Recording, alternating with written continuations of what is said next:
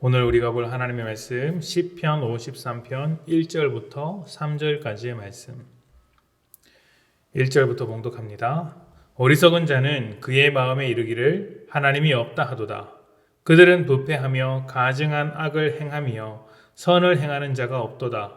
하나님이 하늘에서 인생을 굽어 살피사 지각이 있는 자와 하나님을 찾는 자가 있는가 보려 하신즉 각기 물러나 함께 더러운 자가 되고 선을 행하는 자 없으니 한 사람도 없도다. 아멘. 로마서에는 모든 사람이 하나님의 영광을 쫓아갈 수 없다는 바울의 고백이 있습니다. 어떤 방법으로도 어떤 지식으로도 구원의 길에 들어설 수 없다는 다소 충격적인 말인데, 듣기에 따라서는 사람이라는 존재를 너무 비하시키는 것은 아닌가 생각할 수도 있습니다. 무엇보다 이런 말을 했다는 것이 바울이라는 사실에 참 놀라움을 감출 수 없습니다.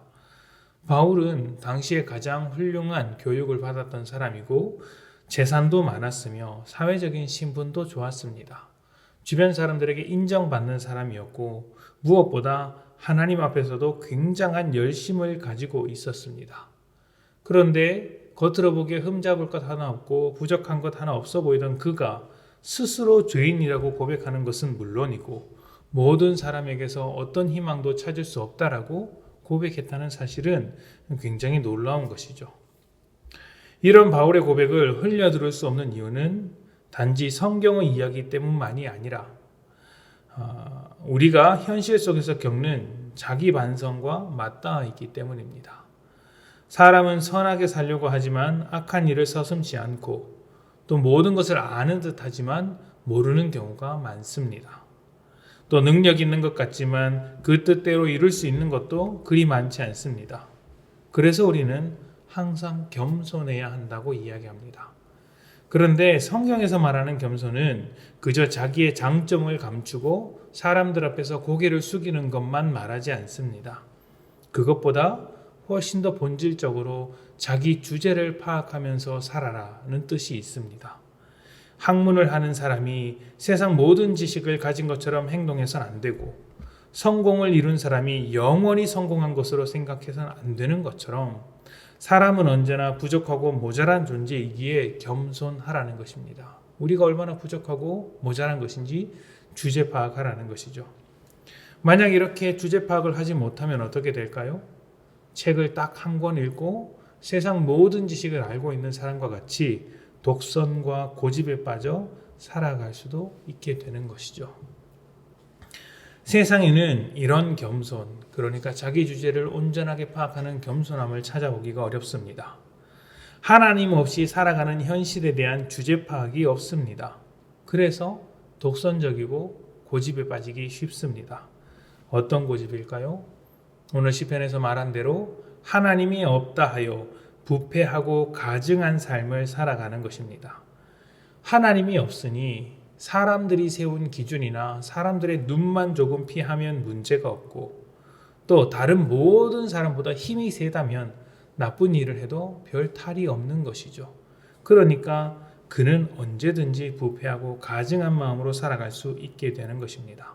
이것이 하나님 없이 살아가는 사람의 독선과 교만과 고집이라고 말할 수 있습니다.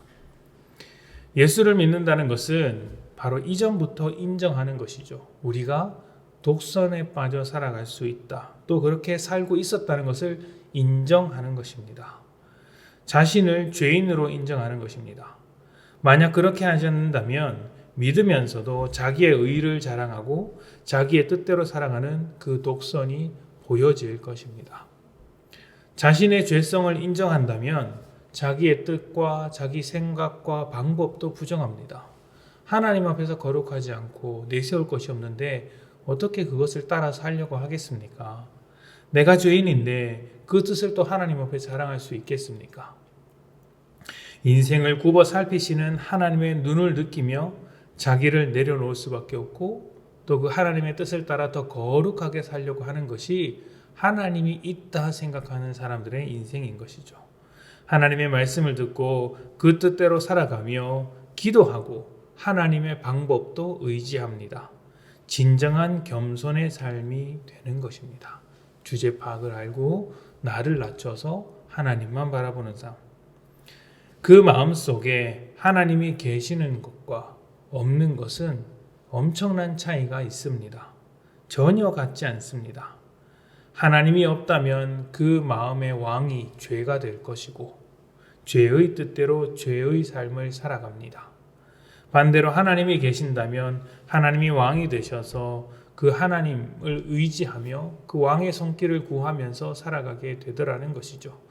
내가 무엇을 의지하는가? 내가 무엇을 뜻하면서 살아가는가? 무엇을 바라보며 살아가는가? 내 인생의 목적이 무엇인가? 가장 신경 쓰는 것이 무엇인가? 이것을 지켜보면 나의 주인이, 내 왕이 누구인지를 확인할 수 있는 것이죠. 여러분의 마음에는 하나님이 왕 되십니까? 왕 되셨으면 좋겠습니다. 그런데 하나님의 왕 되심을 인정하기 전에 모든 사람이 죄인이고 우리 자신도 죄인이었다는 것을 먼저 고백합시다. 그렇게 자신을 먼저 내려놓을 때 하나님께서 진짜 왕이 되셔서 우리를 다스려 주실 것입니다. 우리는 죄인이었습니다. 그 죄인이었던 우리를 구원해 주셔서 은혜의 자리로 이끌어 주신 하나님을 왕으로 삼는 여러분들이 되시기를 축복합니다. 오늘 하루 우리의 죄성을 인정하고 하나님을 의지합시다. 하나님이 우리를 다스리시도록 우리 자신의 모든 것을 내려놓고 하나님만 바라보시는 하루 되시기를 축복합니다. 함께 기도합시다.